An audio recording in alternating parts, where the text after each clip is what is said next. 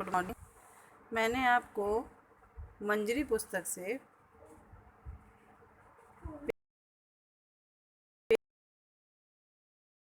पेड़ों के होगा और इस पाठ का संदर्भ साथ में आपको एक प्रोजेक्ट देते हैं। इस पाठ में कुछ करने को जो अभ्यास दिया गया है, कुछ करने को, इसमें जो पहला प्रश्न है, पेड़ में पानी डालते हुए माली का चित्र बनाइए और रंग भरिए। ये आपको चार्ट पेपर बनाना है और जब भी प्रोजेक्ट मांगा जाएगा तो आप देंगे। ठीक है, बना के रखे रहिएगा। पेड़ों के संग बढ़ना सीखो पाठ का जो पहला प्रश्न है, कुछ करने को, ये प्रोजेक्ट का है। इसमें पहला प्रश्न, पेड़ में पानी डालते हुए माली का चित्र बनाइए और रंग भरिए। तो ये चार्ट पेपर में आपको करना है।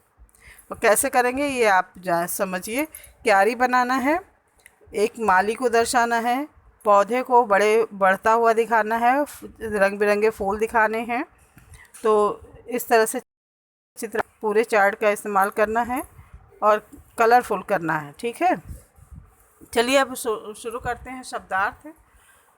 शब्दार्थ है, दहक मीन्स आग की लपेट, सहन मीन्स आंगन, जलाशय मीन्स तंग मीन्स हिंसा, दुष्कर्म मीन्स बुरे कर्म, वहशी मीन्स असभ्य।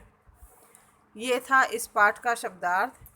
पहले आप शब्दार्थ लिखेंगे, उसके बाद संदर्भ प्रसंग भावार्थ लिखेंगे। अब चलिए नेक्स्ट आपको एक्सरसाइज बता दें। इसमें आपकी कविता से ये दिया हुआ है। इसमें पहला प्रश्न दिया है, बहुत दिनों से सोच रहा था थोड़ी सी धरती पाऊँ, से कवि का क्या आशय है। दूसरा प्रश्न है, कविता में कवि की क्या चिंता है। तीसरा प्रश्न है, कवि क्या विनती कर रहा है।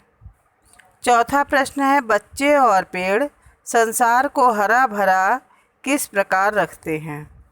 इसके बाद आपकी भाषा की बात है। भाषा की बात में ये प्रेरणार्थक शब्द दिए हैं, इसको आपको बनाना है।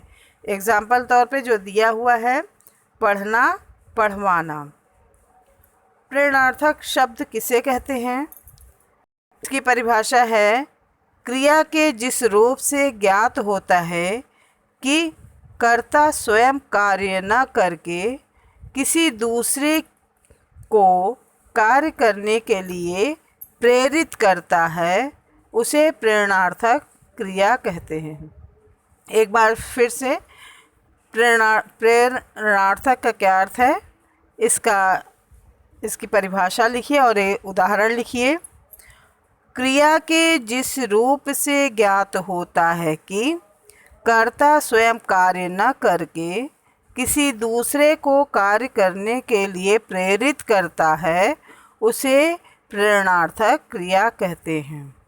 एग्जाम्पल ये आपके जो नीचे दिए हुए हैं, निम्नलिखित क्रिया शब्दों से प्रेरणार्थक क्रिया बनाइए।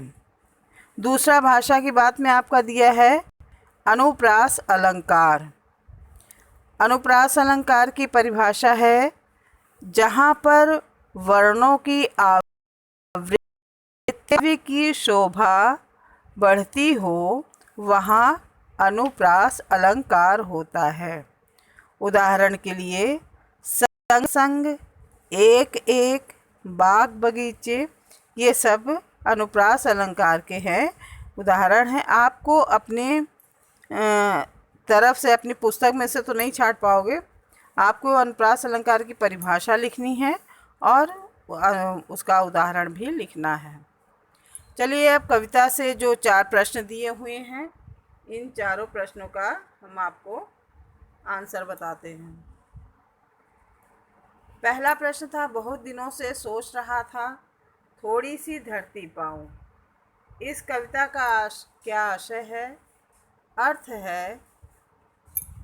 इस कविता का आशय है, बहुत दिनों से सोच रहा था थोड़ी सी धरती पाऊँ, यानी कवि काफ़ी समय से इस प्रयास में लगे हुए हैं कि बाग बगीचा लगाने के लिए थोड़ी सी ज़मीन कहीं खरीद लें। दूसरा है, कविता में कवि की क्या चिंता है? आंसर है, कविता में कवि की चिंता है कि मनुष्य यदि इसी तरह पेड़ पौधे काटते जाएंगे तो पशु पक्षियों को इसमें को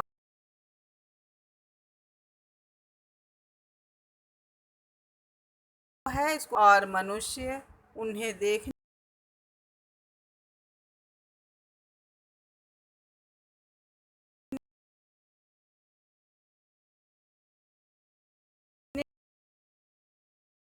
के लिए तो समाप्त आएगा। एक बार फिर से रिपीट करते हुए स्पेलिंग जो इसमें मिस्टेक है उसको ध्यान से सुनिए, उसको सही कर लीजिएगा।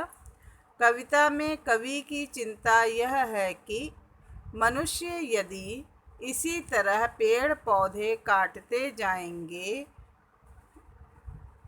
तो पशु पक्षियों का आश्रय और मनुष्य उन्हें देखने जाएंगे हो जाएगी।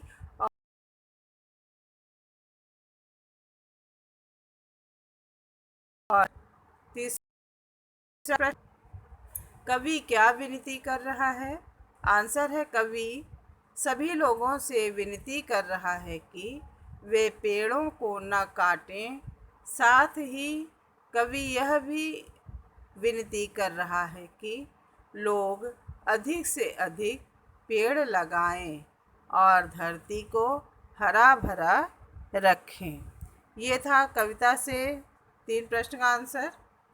फिर आपका चौथा आपको अपने से करना है, पेड़ और बच्चे संसार को हरा भरा किस प्रकार रखते हैं।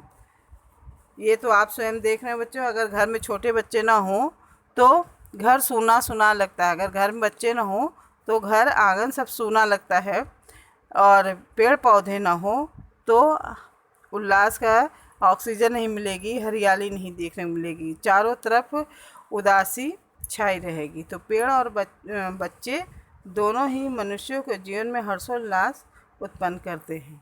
ये आप अपने से आंसर लिख लीजिएगा, बना के लिखिएगा। आप कुछ कार्य आपको होमवर्क दे रहे हैं, ये चौथा प्रश्न आपका होमवर्क ही है।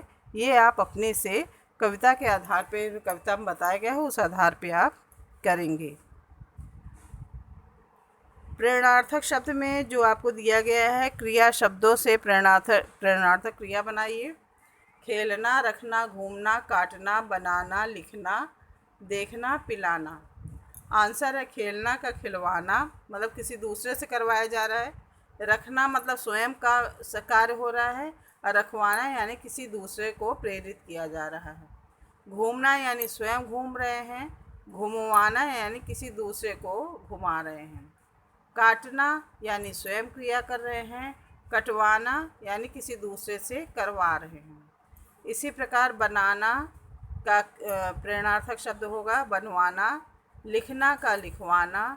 देखना का दिखवाना। पिलाना का पिलवाना। धन्यवाद। जो ना समझ में आए आप पूछ लीजिएगा।